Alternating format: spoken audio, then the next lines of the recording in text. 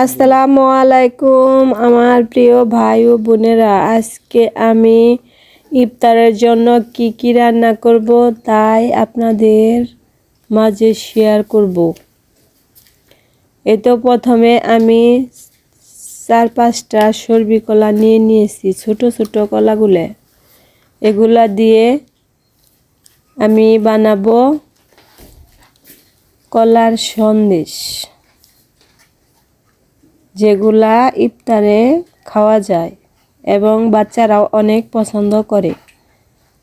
প্রথমে আমি 4-5টা কলা সুন্দর করে ধুয়ে ছিলিয়ে নিলাম। এই তো দেখেন আমি কিভাবে রান্না করি এবং আমার বাচ্চারা খায় আর আমি খাই। এখানে কিন্তু রেখে দিয়েছি আমার গাভীর দুধ। দেখেন কিভাবে রেসিপিটা করি। এখানে কলাগুলো আমি হাত দিয়ে সুন্দর করে মাখিয়ে নিতেছি, খুব সুন্দর করে মাখিয়ে নিতেছি। দেখেন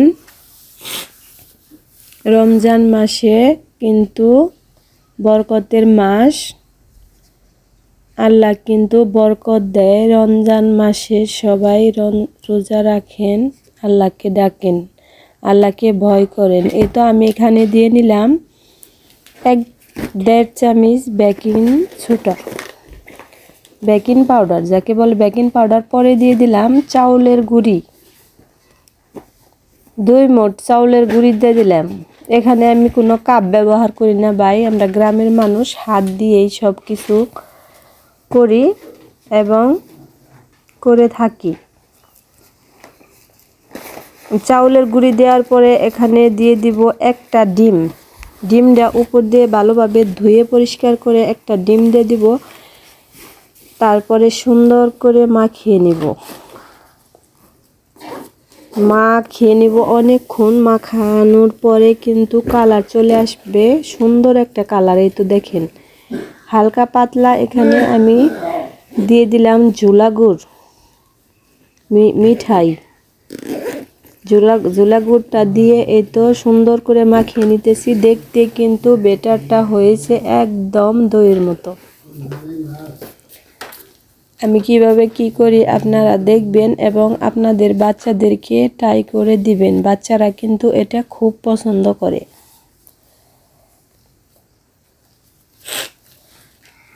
এখানে বেটারগুলা আমি হালকা গরম করে নিব আগে। সবগুলাই দিয়ে কিন্তু হালকা গরম করে নিয়ে তারপরে বাটির মধ্যে উঠিয়ে নিব। সেটা একটু পরে দেখায়। হালকা গরম হতে থাক চুলায়। এদিকে আমি পাতাকপির পাকোড়া বানাবো। এই তো একটু করে পাতাকপি নিয়ে নিছি বজরি করে এবং লবণ দিয়ে মাখিয়ে রেখেছিলাম, পানিটা চিপে ফেলে দিলাম। এখানে দিয়ে দিব আমি 1 মুঠ চাউলের গুঁড়া এবং একটু বেকিং পাউডার, সোডা পাউডার যে যেটা বলেন। আমি পাউডার এবং সোডা দুইটাই বলি, দুইটাই তার জন্য মুখে চলে আসে।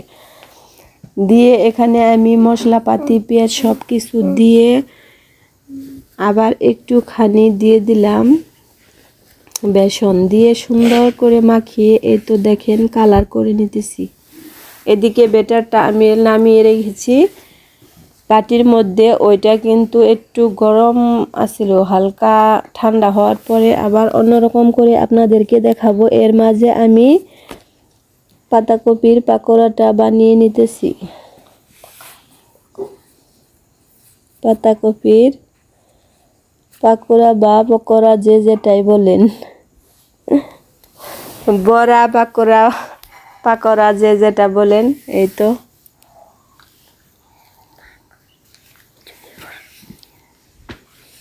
আস্তে আস্তে কিন্তু সবগুলাই আমি দিয়ে নিছি। এই তো দেখেন কত সুন্দর হয়েছে, বড়ার কালারটা খুব সুন্দর হয়েছে,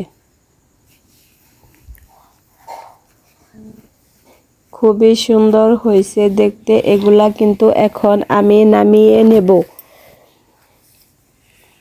এগুলা নামিয়ে নিয়ে আমি কিন্তু ওইদিকে ওই যে আমার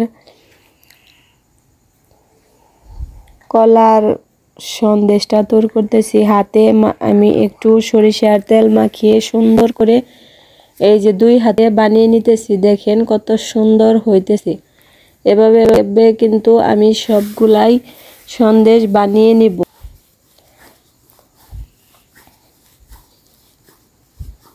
দুই হাত দিয়ে আমি এদিকে চারদিকে কিন্তু আমি যা যা রান্না করব সেগুলা নিয়ে বসে পড়ছি। এই তো দেখেন আমার